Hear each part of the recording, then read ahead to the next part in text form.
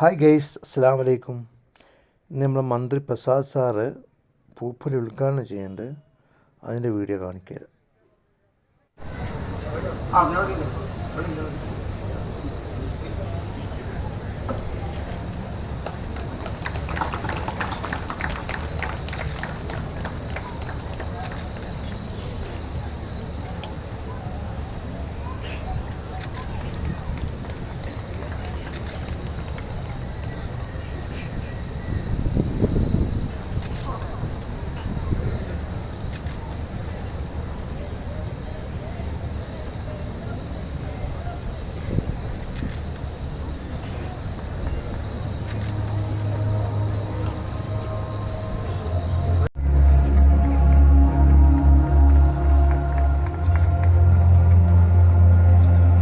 ോടും ഞാൻ പൂർണ്ണമായും സഹകരിക്കും.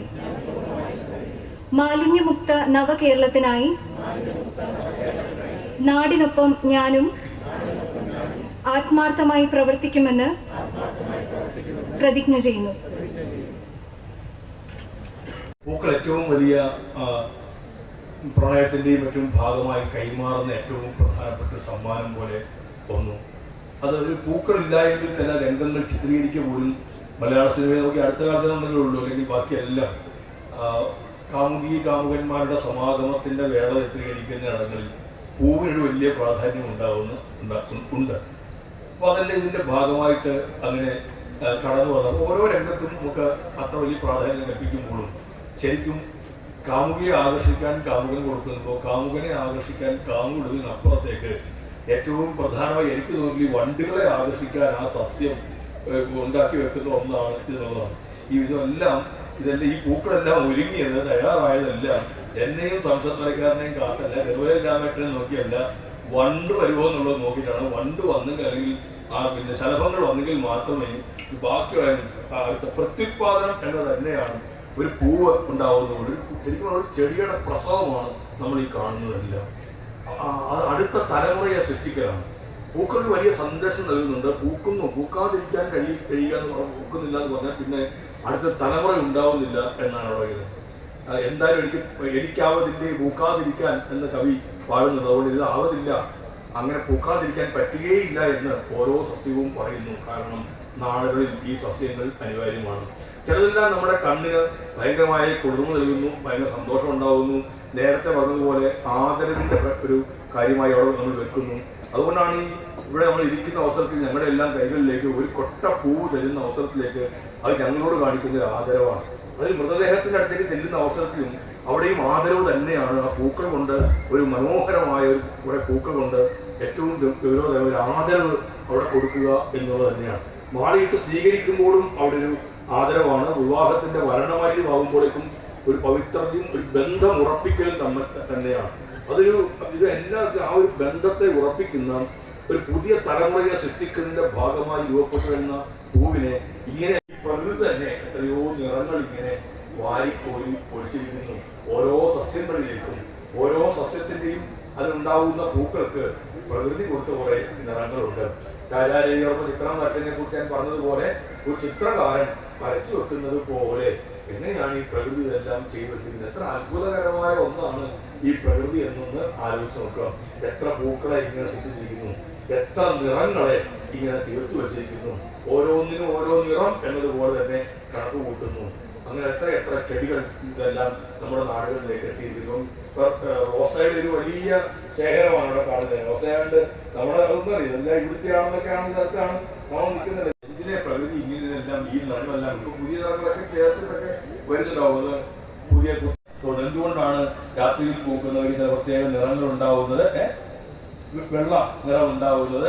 സ്കൂൾ ക്ലാസ്സിൽ പഠിക്കുമ്പോൾ ഒരു സംശയം തോന്നിയിട്ടാണ് ഞാൻ തന്നെ എൻ്റെ അധ്യാപകനോട് ചോദിച്ചതാണ് എന്തുകൊണ്ടാണ് ഇങ്ങനെ ഈ വരുന്നതെല്ലാം. അപ്പോൾ രാത്രിയിൽ പൂക്കുന്നതെല്ലാം അതിൻ്റെ ഈ മറ്റൊന്നിനെ ആകർഷിക്കാനുള്ളത് തന്നെയാണ് വരുന്നതല്ല. നമ്മൾ തന്നെ ഈ പൂക്കളൊക്കെ വെച്ച് രംഗത്തേക്ക് ഓരോരുത്തർ ഇറങ്ങുമ്പോൾ മുല്ലപ്പൂ ചൂടിയ മലയാളി പെൺകുടി എന്നൊക്കെ പറഞ്ഞ് രവിവർമ്മ വരയ്ക്കുമ്പോൾ അല്ലെങ്കിൽ രവിവർമ്മ വരയ്ക്കുമ്പോൾ അല്ല ഇപ്പോഴും മുല്ലപ്പൂ ചൂടുന്നതും മറ്റൊരാളിനെ കാണിക്കാൻ വേണ്ടി തന്നെയാണ്, അല്ലാതെ ആരെയും കാണിക്കാൻ എനിക്കല്ല. അങ്ങനെ പിന്നെ മുൻഭാഗത്തേക്ക് ഇട്ടാൽ പോലെ നമുക്ക് തന്നെ കാണാനാണെങ്കിൽ മുല്ലപ്പൂ ചൂടിയിട്ട് മുമ്പിലേക്ക് എടുത്തിട്ടാൽ പോലെ അതൊന്നുമല്ല, പുറകിലേക്ക് ഇടുകയാണല്ല.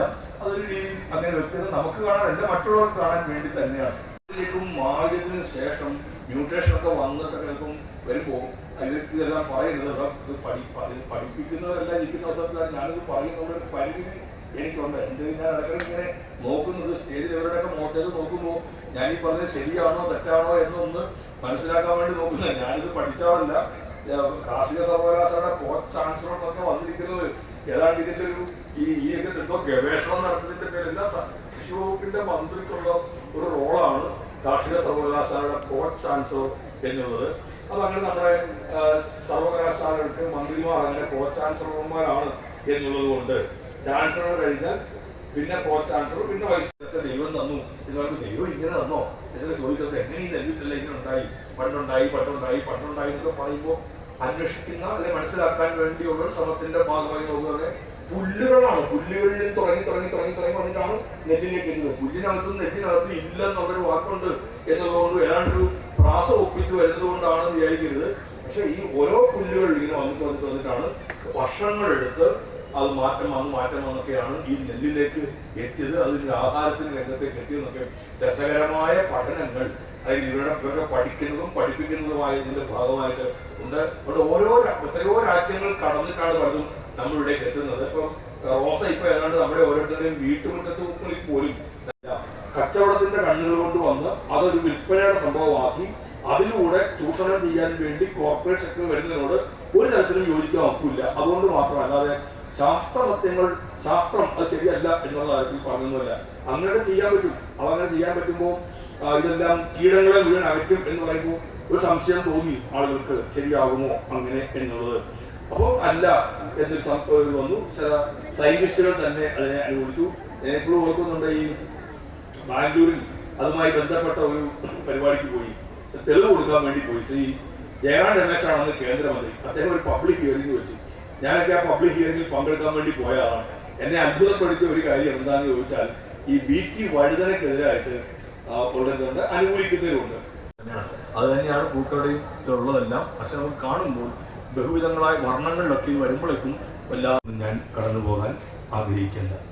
ഇവിടെ നേരത്തെ പറഞ്ഞു പൂവിൻ്റെ പ്രത്യേകതകളെക്കുറിച്ച് ശ്രീ സംശത് പരക്കാരൻ പറയുകയുണ്ടായി.